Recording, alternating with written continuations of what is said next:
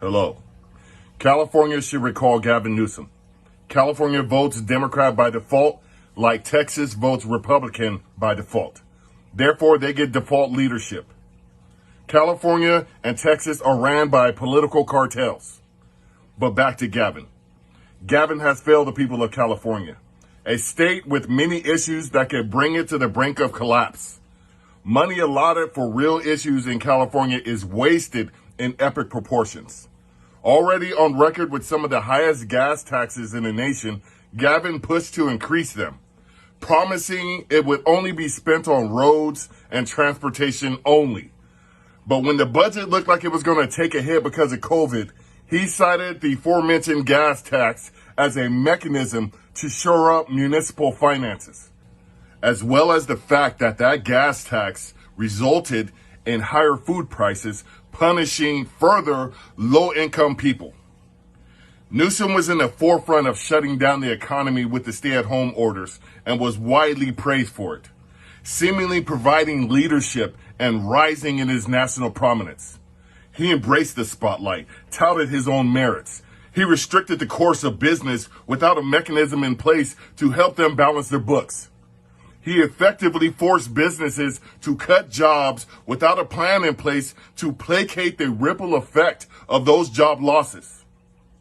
Many of those that lost their job applied for unemployment and found the process fraught with red tape and delays, costing people food to feed their family, needlessly incurring more debt, and the prospect and fact of homelessness. Followed by the largest fraud of unemployment insurance ever due to the lack of leadership by Newsom. How could he not see these events coming while being in charge of the fifth largest economy in the world? That's default leadership.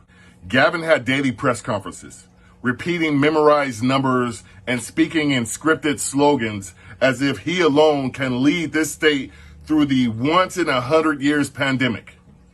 Not to bring solace to a worried populace, but to burnish his own political credentials. He is the picker of low-hanging fruit. He has never made a tough decision in his incredibly privileged life. Obviously, it was tough for him not to sleep with his best friend's wife and not breaking Kimberly Guilfoyle's heart. When we couldn't eat inside a frickin' Denny's, it was too tough for him to say no to eating at a restaurant with people that stood to gain wealth from this calamity at $350 a person. You know, like all the rest of us do when we so desire. He then lied and misrepresented the facts, knowing he would not suffer from any legislative oversight, as he's the head of the ruling political cartel. He has looked on, as most of the children of California have not set foot on a school campus in almost a year, while his children enjoyed the blessings of wealth and prestige with in-class learning at an exclusive private school. While inner-city youth suffer from the perils of violence in underserved communities lacking the infrastructure necessary to learn on pace with Gavin's children, we must ask what will become of them, as there is a direct correlation between education and criminality.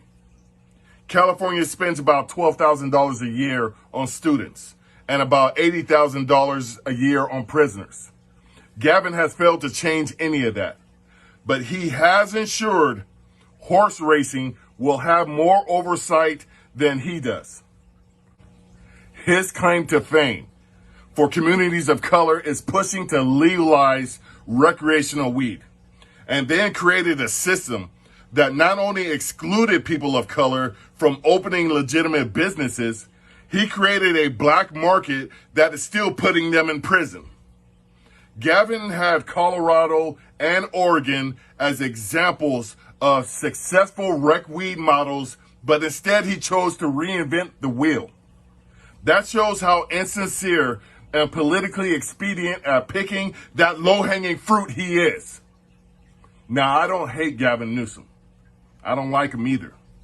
He represents those liberals that feign their dislike of racism in public, but make sure the local real estate agent steers all the black people away from their neighborhood. Gavin is fake as fuck and has little in common with the average Californian. I'm not saying he has to leave, but he needs to get the fuck out of government. Live free or die.